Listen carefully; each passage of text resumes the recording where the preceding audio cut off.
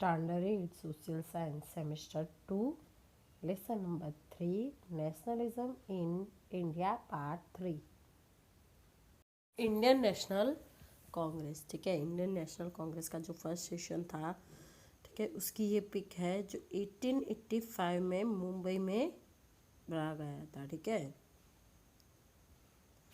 Second session जो कि कोलकाता में भरा गया था, किसकी प्रेसिडेंसी में? दादा भाई नवरोजी, ईयर 1886। ओके, कितने मेंबर्स आए थे? 432। ओके, थर्ड सेशन चेन्नई में बदरुद्दीन तैयब जी के नीचे 1887 607 मेंबर्स प्रेजेंट हुए थे। ठीक है ना।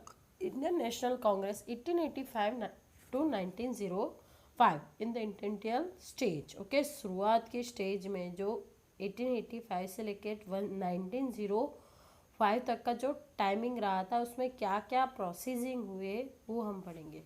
The initial activity of the Indian National Congress were moderate and abided by the constitution.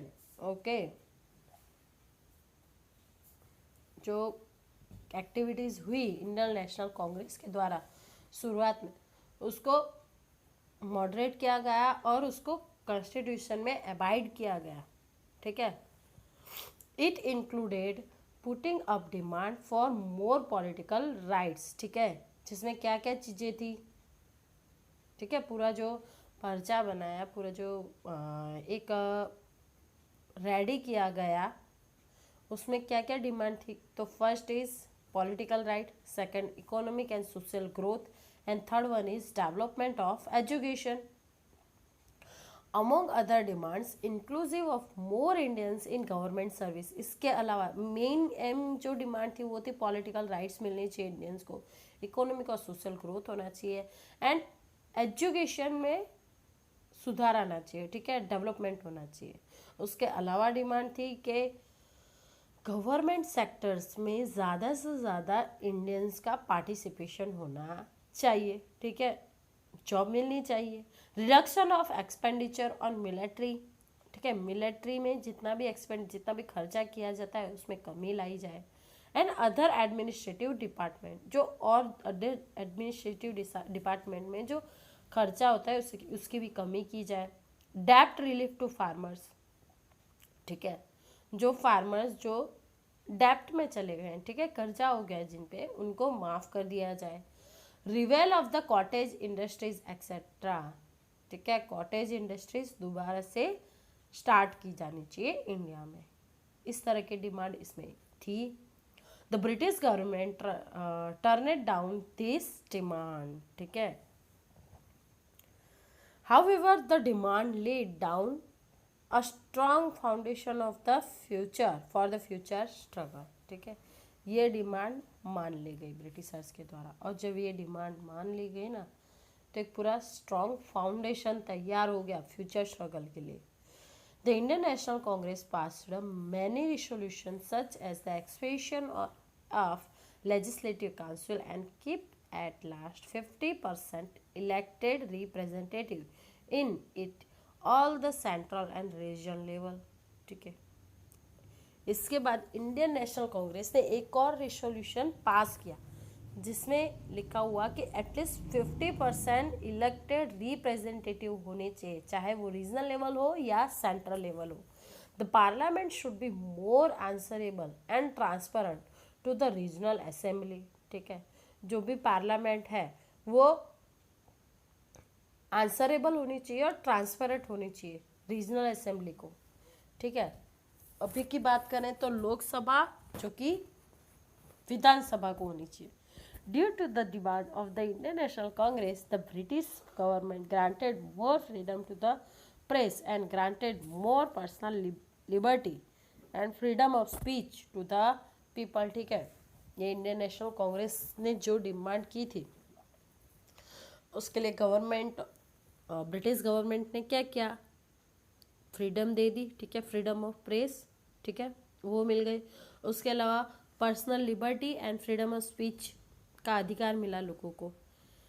The Indian National Congress inspired many educated youth and fostered nationalism in the educated class, ठीक है। Indian National Congress इससे inspire हुआ, inspire करने लगा जो educated youth था, ठीक है, एजुकेटेड क्लास था, उनको और ज़्यादा नेशनलिज्म स्प्रेड करने लगा। As a result many capable and potential leader join the organism, और उसका रिजल्ट क्या हुआ, बहुत सारे कैपेबल और पोटेंशियल, ठीक है, लीडर्स ने ज्वाइन किया इंडियन नेशनल कांग्रेस को।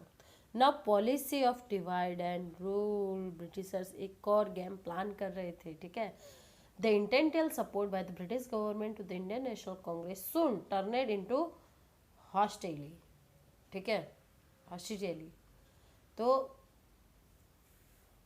जो British government Indian National Congress को जो सपोर्ट कर रही थी, ठीक है, वो बहुत ही जल्दी एक हॉस्टिलिटी में टर्न हो गया, ठीक है। The British government officials used to attend the session of the Indian National Congress but later on the government ban the practice, ठीक है। ब्रिटिश गवर्नमेंट ने ऑफिशियली सेशन के लिए परमिशन दे दी थी, पर बाद में उसको बैन कर दिया, ठीक है, गवर्नमेंट ने। Governor Lord Curzon took a certain step against the interest of the national integrity and ignored the opinion of the Indians, ठीक है।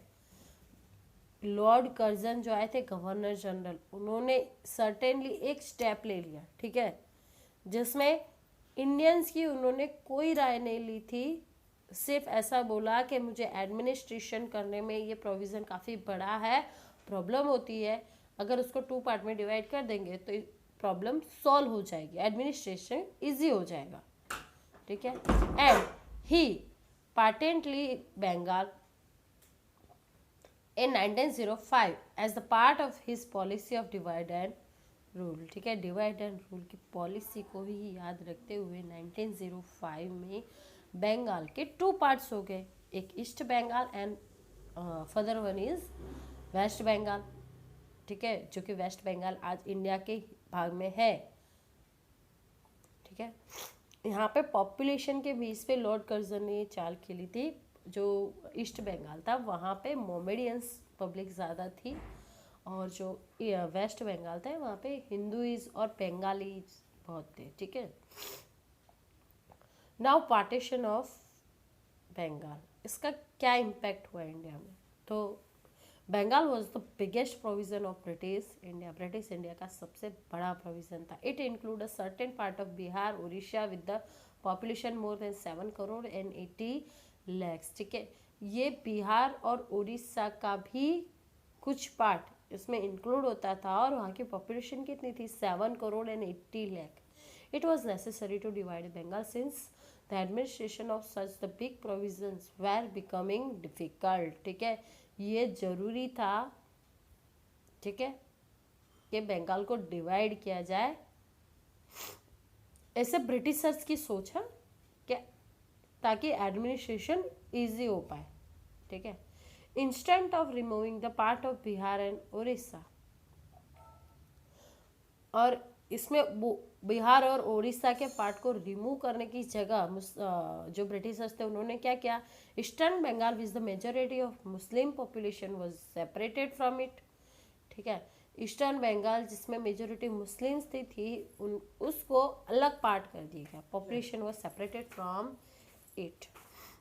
Bengal was the most active provision in the nationalist activities at the time, ठीक है। सबसे ज़्यादा किसी ने participation किया हो तो बंगाल प्रोविजन के लोग थे, बंगालीज थे, ठीक है। It means not only Bengali, Muslims भी जो बंगाल में रहते थे वो लोग। The main intention of Lord Curzon was the promote a communal differences between Hindus and Muslims by this action and thus weakened the momentum of political awakening among the people, ठीक है। लोगों में जो देशभक्ति की भावना थी उसको कुचलने के लिए और कम्युनल डिफरेंसेस पैदा करने के लिए लॉर्ड कर्जन ने ये स्टेप उठाया था। National leader and the common people understand the intention behind the partition and opposed it intensively. ठीक है, नेशनल जो लीडर्स थे वो ब्रिटिशर्स की चाल को समझ चुके थे और उन्होंने इसको अपोज किया, ये पार्टीशन को माना ही नहीं। ठीक है, रैली निकाली गई। ठीक है, क्या काम किया गया, तो बंग भंग मूवमेंट हुआ। बंग भंग मूवमेंट किस लिए हुआ था, तो against the partition of Bengal. ठीक है, जो आपको पिक्चर दी गई है वो बंकिम चंद्र चट्टोपाध्याय जिन्होंने वंदे मातरम लिखा है उनकी दी गई है। और फर्स्ट टाइम ये जो वंदे मातरम सॉन्ग है वो इसी टाइम पे गाया जाएगा। ठीक है, लिखा भी जाएगा और गाया भी जाएगा। People opposed this effort to break the unity and integrity of Bengal by rallies, demonstrations and by distributing up pamphlets। ठीक है, लोगों ने इसका विरोध किया, कैसे, रैली निकाल के, डेमोन्स्ट्रेशन दे के, ठीक है, नाटक वगैरह में यूज़ करके या फिर उस टाइम पे जो भी चलता था। ठीक है, और पैम्फलेट्स बात की। Vande Mataram song from the novel of Anand Math written by Bankim Chandra Chattopadhyay became the popular song during the protest. इस प्रोटेस्ट में वंदे मातरम बहुत ही ज़्यादा पॉपुलर हुआ, बहुत ही ज़्यादा यूज़ किया गया, जो कि आनंद मठ में से लिया गया था। आनंद मठ किसने लिखी थी, बंकिम चंद्र चट्टोपाध्याय ने। The nation was swept by the strong wave of nationalism। और अब लॉर्ड कर्जन को पता चला कि वो जो करना चाहता है वो तो हुआ ही नहीं। ठीक है, और पूरे देश में नेशनलिज्म की स्ट्रॉन्ग वेव स्टार्ट हो गई। ठीक है, हर किसी के मुंह पे वंदे मातरम आपको सुनाई देता था। People in Bengal observe the day of implementation of partition as the mourning day. ठीक है, लोगों ने जिस दिन ये जो पार्टीशन था, जिस दिन होने वाला था, उस दिन को मॉर्निंग डे की तरह ऑब्जर्व किया, जागरूकता दिवस जिसे बोला जाता है। People went on the strike all over the region. हर एक रीजन से लोग वहाँ पे रोड पे खड़े हो गए। As per the suggestion of Rabindranath Tagore, Rabindranath Tagore के सजेशन जो दिया था उसकी तरह ही। The day was also celebrated as day of unity. और उस दिन को डे ऑफ यूनिटी भी सेलिब्रेट करते हैं। ठीक है, एक ही दिन को मॉर्निंग डे भी और डे ऑफ यूनिटी।